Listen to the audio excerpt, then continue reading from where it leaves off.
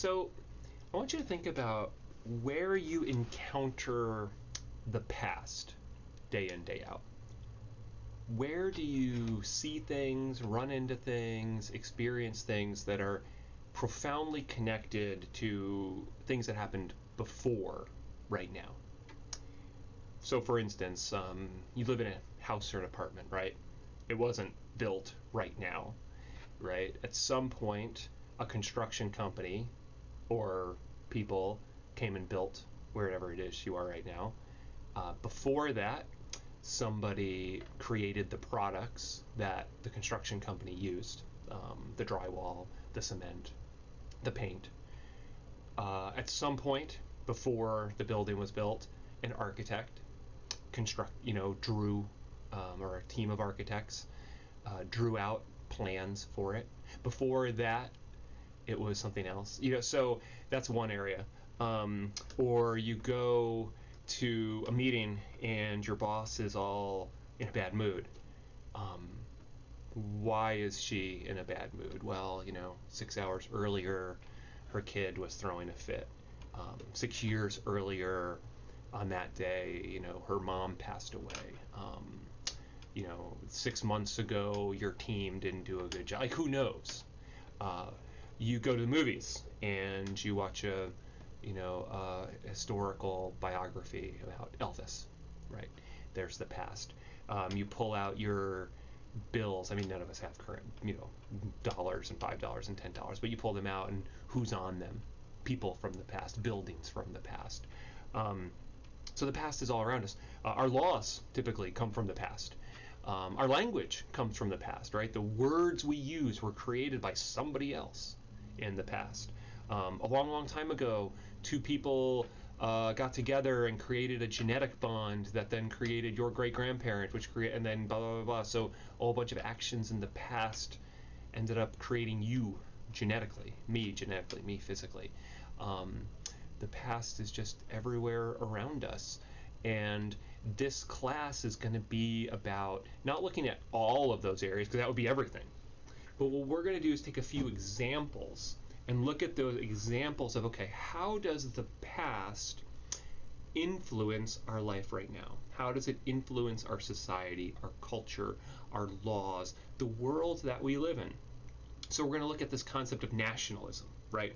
That we live in a country that has a past, that has laws from a past, has a constitution from the past, has leaders from the past, whose names we know, who we go and we know songs about these people, and we're not going to give up our shot, and we're going to ooh and ah over Alexander Hamilton, or we're going to go watch movies about other people who've created or challenged the nation. And so we're going to look at how the nation structures for how we live today. Like, we literally live by a document created hundreds of years ago by a bunch of white dudes who many of whom owned other people's property and were kind of okay with that, and yet we follow their political ideas and laws, and maybe they're good political ideas and laws, but that affects us. We're going to look at the issue of faith traditions, how religion, comes from the past and influences us. There's this guy Jesus, right, who, didn't write anything that we know of. We don't have any, drawings of him. We hardly have anything about this person, but kind of everybody knows who Jesus is. Everybody seems to know what he looked like, or seems to know, he said this because somebody wrote it down.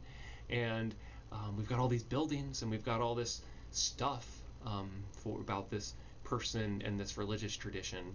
And then finally, we're going to talk about issues of slavery, how the past of people owning other people, having compelling power over them, that in the past and in the present structures our lives and structures the world we live in, and how things have changed, but how the past still influences us.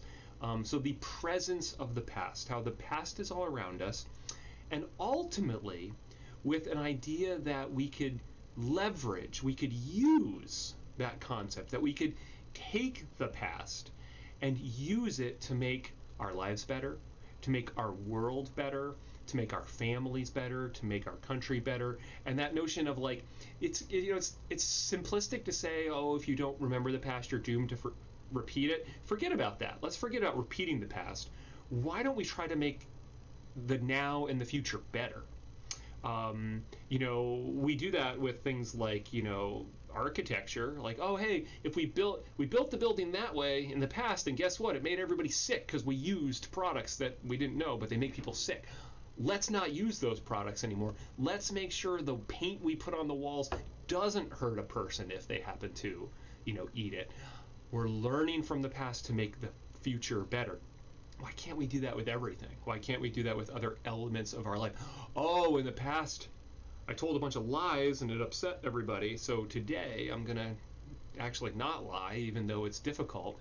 So I'm going to learn from the power of the past, the presence of the past, and do things better for the future, or at least try to do things better for the future. So that's what we're going to be doing in this class.